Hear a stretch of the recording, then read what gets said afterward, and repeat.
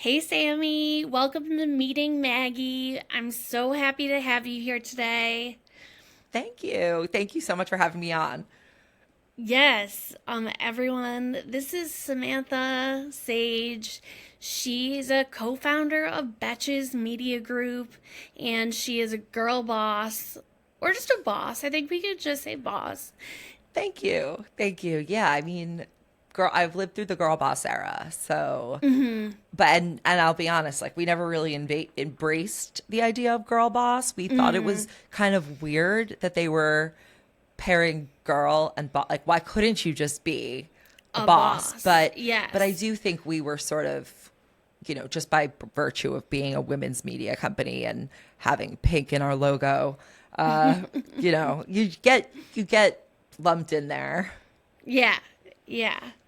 Um, so before we talk about like the founding of Betches and all of the work you're doing for the reelection, um, or the election of Kamala Harris, the people want to know, what is your Starbucks order? Ooh, I love the oat milk ice shaken espresso with I've the made brown that at sugar. home. I looked up how How to do you make do that. that? Oh my Um, gosh. Put it in a little mason jar, shake it up. Yeah, I I've should I've try made that. that. Yeah, no, I'll send you a recipe for sure. Um, yeah, so we grew up in the era of Spice Girls, and I was also thinking your name is an alliteration, and so is my name, Maggie McGregor, Sammy Sage. And I was thinking, like, it always kind of makes me feel like a superhero. Like I have like this like moniker that is it's like it just flows off the tongue. But I was thinking Sammy Sage Spice would be like a really good sixth Spice Girl, so you should think about that. That's really funny. So Sage is my married name. Oh, So really? yeah, my maiden quote unquote name. I'm such like a weird Such term a for weird. a whatever. But my last name when I was born was Fishbein. So Sammy Fishbein. Okay. Quite a bit more Jewish sounding. But yeah, my husband's last name is Sage, and you know, it's definitely been an improvement. But my friends Yeah. always joke that whether I'm Samantha Sage or if I'm Sammy Sage, like the whole connotation changes. Like Samantha Sage is a hard hitting PR boss, and Sammy Sage is possibly a stripper. So yeah, and my middle name is Rose. So Samantha Rose Sage is like a fragrance company Yes. is what we say. So could really be anything. I'm multifaceted with these names. And then Sammy Yeah. Fishbein is obviously a girl from the shtetl. So Yeah. Well, I mean, bringing up Sammy Fishvine, let's talk about the work that you're doing with Jewish groups for the election. You yeah, shared I with mean, me that you were working on that, and it's so admirable. yeah. So I've been working, basically this is kind of a new something new that I've been doing.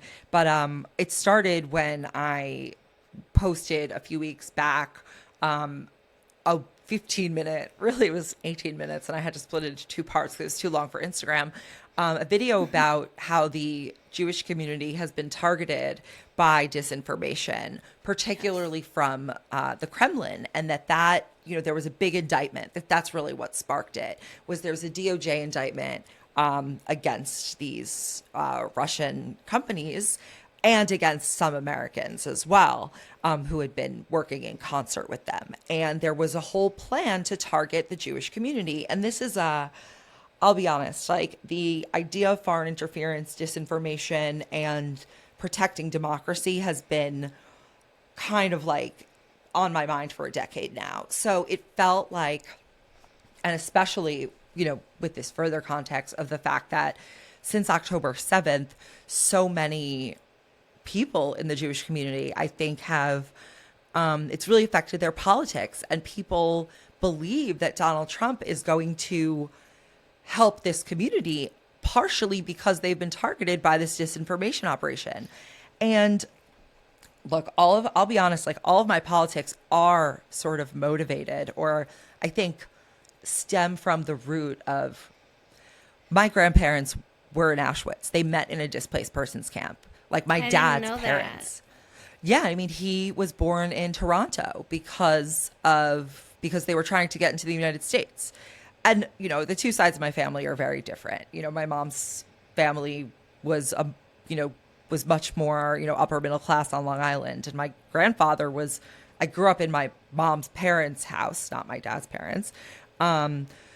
Because, and, they grew up in, they lived in a great school district, one of the best in the country. And, they knew that, living there would help my odds for success in life. And they were absolutely right, because literally it was my friends from that school and us going to Cornell together that led to this. But my dad's family, grew up as refugees, and had a lot of the scars of that. And then on the other side, like my mom's, this was really the point I was trying to make. My mom's dad lived in that house because he fought in the Korean War and he was a beneficiary of the GI Bill. So it's like, both of these, even that little privilege led to so much for me. And I feel obligated to pay it back, because you could end up like what my dad's family lived with. And, he drove a taxi to get himself through dental school.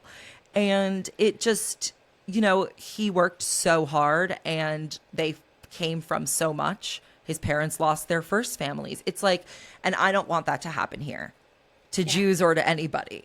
And watching the Jewish community, or some of the Jewish community, it's still not really even like half, as Donald Trump will tell you. He thinks we're ungrateful. Jewish people don't survive in undemocratic countries. And I feel having that, mix of a background has made me feel very strongly about this issue. And in terms of really the quote unquote work I'm doing, is really, I'm just trying to share content more on this issue, whereas I was not necessarily so focused on that before.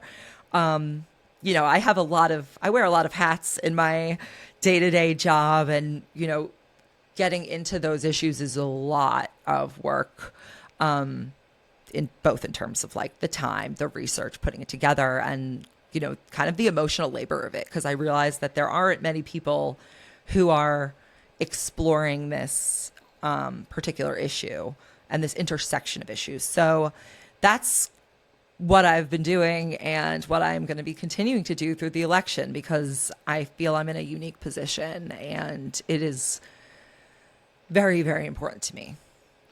Well, we're so lucky to have people like you who feel like it's their duty, and I wish you so well on that journey. I can't wait to watch what you do. This is a good segue into democracy in retrograde. You talk about the small ways that you can participate in democracy. So you are obviously participating in this very large way. And but that's not like the appropriate thing for a lot of people. So like, what are ways that like the average person, let's say if they're in the role of like your father, like driving a taxi, you know what I mean, and that's their primary income, how can they participate in democracy? So, well, first I would say that in the book we talk about how it's really about changing your posture towards what civics means, what it means to be engaged in your community. And we all have a place in this fabric of democracy. The problem is when people disengage and drop out.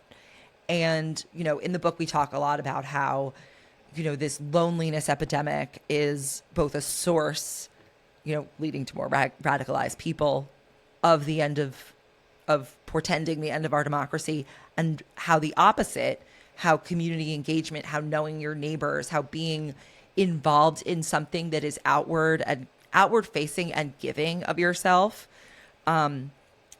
is will help rebuild that social fabric. So a lot of it is a cultural understanding. And wanting to put yourself out there. There's all these stories, people don't have friends. People are so isolated by their screens, and social media does a great approximation of real connections. But because these algorithms are so dangerous, they've radicalized us. And, I don't want to say us, but, they've radicalized so many people. And it's, the incentives are there for them to only continue to do that and to, allow bots and disinformation and basically kind of a totally inorganic world of opinion to exist on social media. So we need to be in contact and in connection with each other. And what we say in the book is that really the best place to start is local. Something I did, and we have we have a ton of examples in the book. Really, just as a preface, the book sorts people helps you sort yourself through a personality quiz and through, reading, right, about the different types into a different civic personality. And there are 4 of them: a leader, a connector, a giver, and a creator. And what our whole point is that everyone has a role. It's not going to look the same. It's not going to look the same at all points in your life. And it's, we want to help you find that intersection of your skills, your resources, your time, what you like to do, and your values, so that you can find a place where you can make a difference. Because if someone like me is doing something in a big way and I'm me talking about every issue, it's not possible for a few of me to do everything. But we can, if we're all doing kind of our own little area, think about it on a team. Not everyone's playing every position, but each person playing their own position is the definition of teamwork. And that's a winning team, hopefully. But so too in our democracy, to seed your ability to step into this role. What we say is basically to be engaged and to take, your vote and to assert what you want the values of your community to be. That is an example of self-esteem. It is an assertion of self-respect.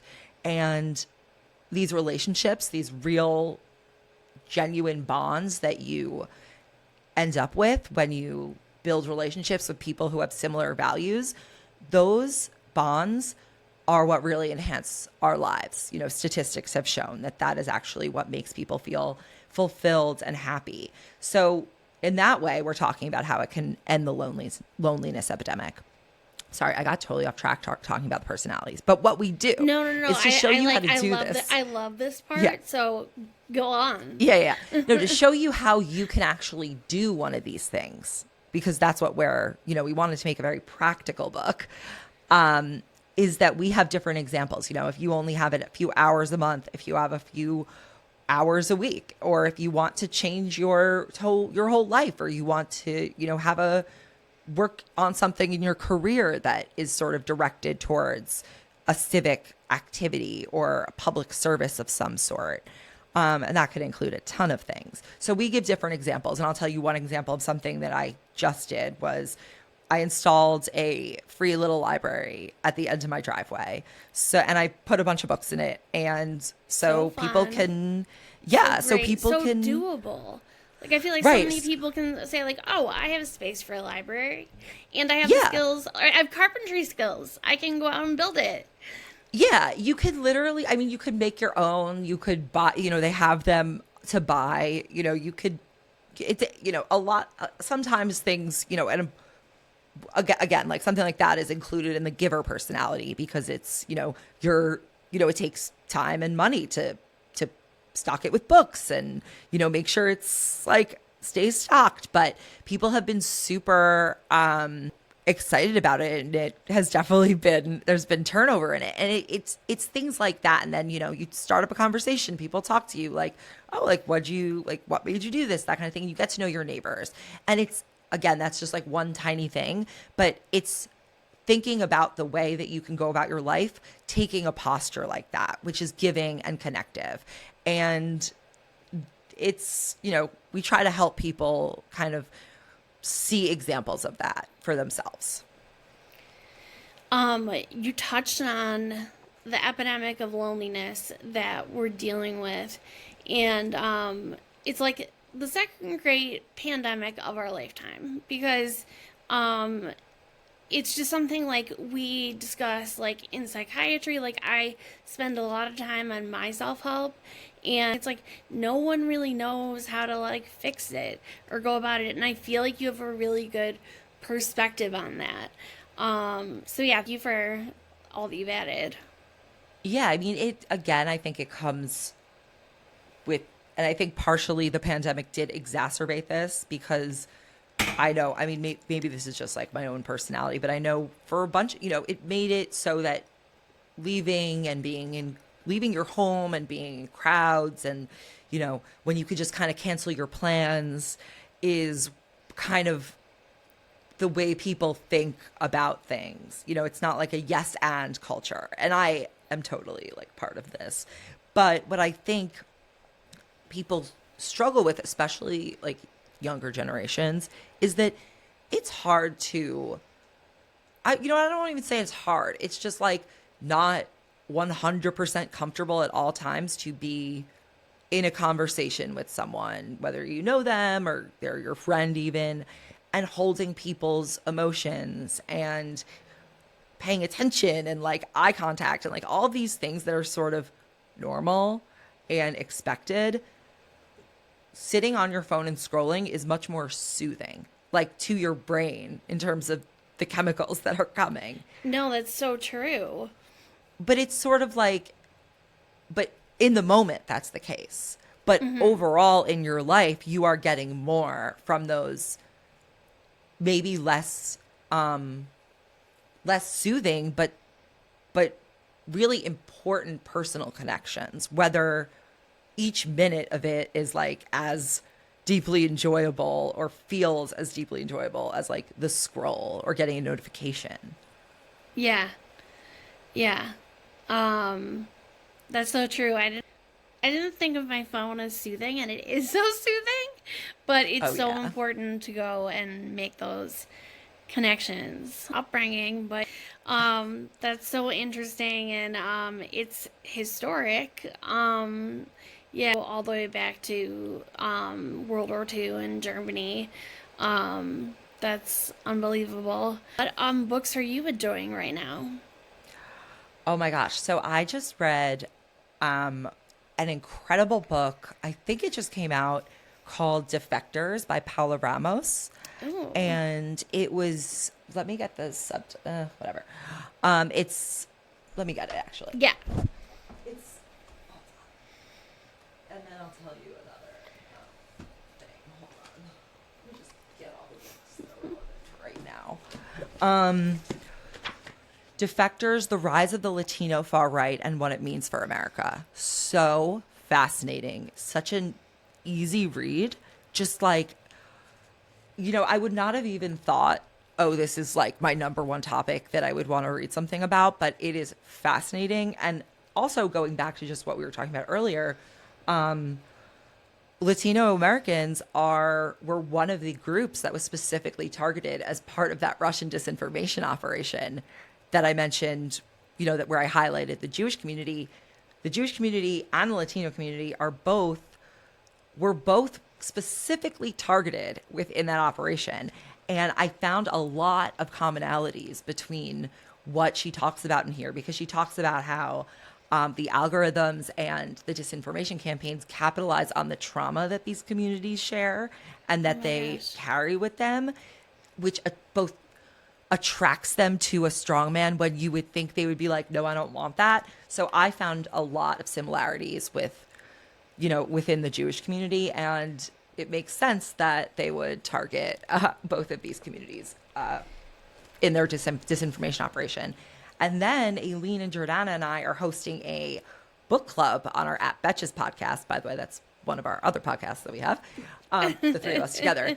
And we're reading two books. One is Such a Bad Influence by Olivia Mentor, and the other is The Midnight Club by Margot Harrison.